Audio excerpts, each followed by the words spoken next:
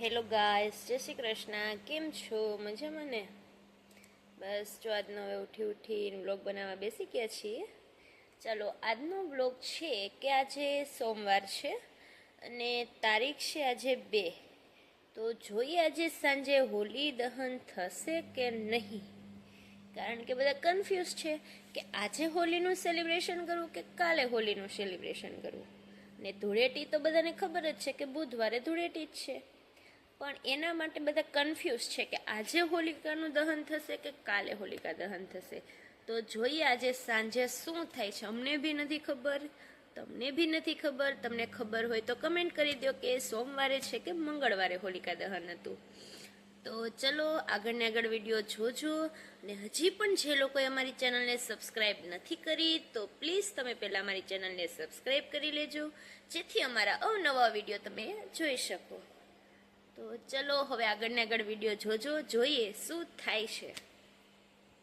Hello, હોળીનું દહન તો નક્કી થઈ જશે કે આજે સેલિબ્રેટ કરશું કે કાલે, પણ વિદેશની અંદર જે યુદ્ધો ચાલી રહ્યું છે તેની જેમ ચર્ચા ઉગ્ર ચર્ચા ચાલી રહી હતી, એવી જ ચર્ચા ઉગ્ર ચર્ચાઓ આજે ભારત દેશની અંદર ચાલી રહી છે કે હોળી અને ધૂળેટી વચ્ચે આવી ગયું છે ગ્રહણ. તો શું કરવું, બધાને કન્ફ્યુઝ જ એટલા બધા છે કે હોળીનું સેલિબ્રેશન ક્યારે કરવું, ધૂળેટીનું સેલિબ્રેશન ક્યારે કરવું. તો જોઈએ, ને જેમ ઉગ્ર ચર્ચા યુદ્ધની અંદર થઈ રહી છે એવી જ ચર્ચા અહીંયા હોળી ધૂળેટી પર થઈ રહી છે. હે ને જાખુ, તું પણ સામેલ છો ને ચર્ચા વિચારણામાં? હે હા એ કર દે. હા, જાખુને વાળ ક્યારે આવશે તેનું પણ અમને નથી ખબર. જાખીને ટકલીમાં વાળ ક્યારે આવશે? ટાટા. ઓ ચલો જોઈએ હવે આગળને આગળ બ્લોગ જોતા રહેજો, ઉગ્ર ચર્ચા કરતા જ રહેજો. ક્યારે હોલીનું સેલિબ્રેશન કરવું, ક્યારે ધૂળેટીનું સેલિબ્રેશન કરવું જોશો.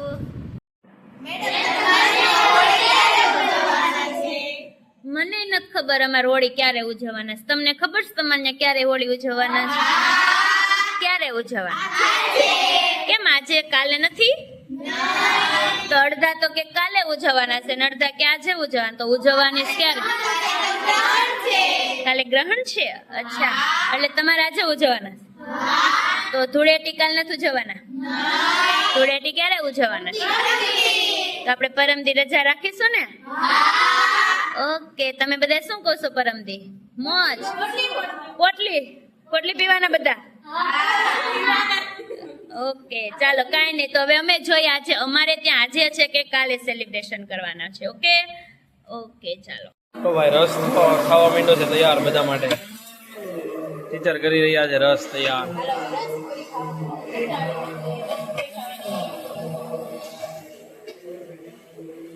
છે હોળીનું સેલિબ્રેશન છે એટલા માટે ઘરે રસ ને ભાજી ને રોટલી ને અડદનો પાપડ ને સલાડ ને ખાવાનું બનાવેલું છે. તો ચાલો બધા ખાવા. ચાલો, હોલિકા દહન થઈ રહ્યું છે. અમે લોકો ત્યાં દર્શન કરવા માટે જવાના છીએ. તો જો હું, વિવેક અને ઝાંખી રેડી થઈ ગયા છીએ. મેં ને ઝાંખીએ મેચિંગ કરી નાખ્યું છે.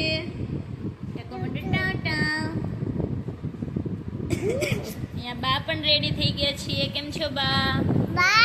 ચાલો, સરસ મજાની સ્ટોરી છે હોલિકાએ. ખબર છે ને તમને બધાને? આપણે નાનપણમાં ભણતા જ્યારે હોળી નિબંધ આવતો ત્યારે આમ કહેતા હિરણ્ય કશ્યપ નામનો રાજા હતો, એનો છોકરો પ્રહલાદ હતો.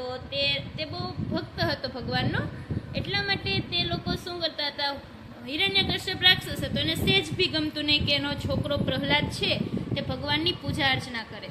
તો એની બહેન હતી હોલિકા.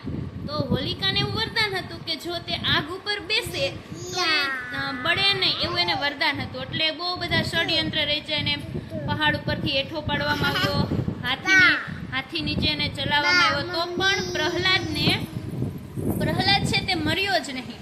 પણ અંતે પછી એને શું કર્યું કે હોલિકાને કીધું કે એને ખબર હતી કે હોલિકાને એવું વરદાન છે. તો એને કીધું કે હોલિકા તું છે ને એને આગ ઉપર બેસાડજે, એટલે પોતે જલી દેશે ને હોલિકાને કશું થશે નહીં. તો હોલિકા પછી પોતાના ખોળામાં પ્રહલાદને બેસાડે છે અને જેવી આગ થાય છે તો પ્રહલાદને કંઈ પણ થતું નથી, પણ હોલિકા છે તે આગમાં બળીને ભસ્મ થઈ જાય છે. એટલા માટે ત્યારથી છે ને હોળીનો તહેવાર ઉજવવામાં આવે છે. હોળીના દિવસે આગ અત્યારે પ્રગટાવવામાં આવે છે. લાકડા પછી છાણા બધાનો એકઠા કરી અને પ્રગટાવવામાં આવે છે. તો એની આ કહાની છે કે હોળી શા માટે ઉજવવામાં આવે છે અને બીજા દિવસે બધાએ રંગ એકબીજા ઉપર રંગ છાંટી અને ધૂળેટીનો તહેવાર ઉજવે છે. તો ચાલો હવે અમે લોકો હોળીના દર્શન કરવા જવાના છીએ. ત્યાં જોશું અને તમને પણ તેના દર્શન કરાવીશું. તો અમારો વિડીયો આગળ ને આગળ જોજો એટલે તમને મજા આવી જશે.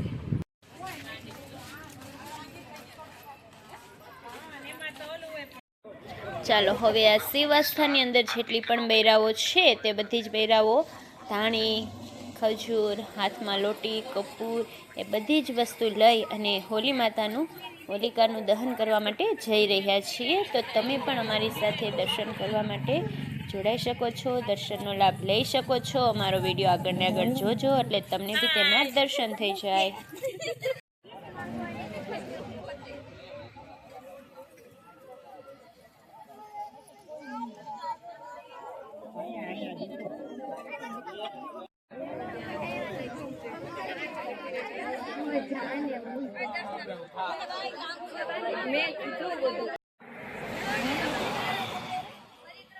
લોકો ધૂળેટીના દર્શન કરીને આવતા રહ્યા છીએ. આ બંને પોયરિયું જોવો અમારે નોટંકી બાદ છે. ઝાખું અને બ્લેક આવે છે. અત્યારે અંધારું છે ને એટલા માટે કાળા આવશે.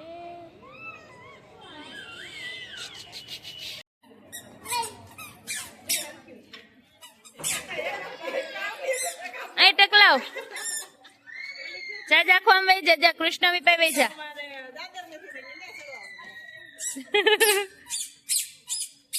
હવે હોળીના દર્શન કરી હાલો, અને બેન, બધા ઉભા રહી શેરીમાં જાઓ. બધા ધામો નાખેલો છે. બધા હાલો, લોકો અહીંયા શેરીની જો, અંદર અહીંયા, બેઠેલા છે.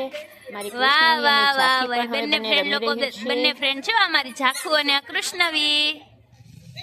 Hello guys, finally bye bye, tata, આવજો. નવા વ્લોગમાં મળીએ ફરીથી.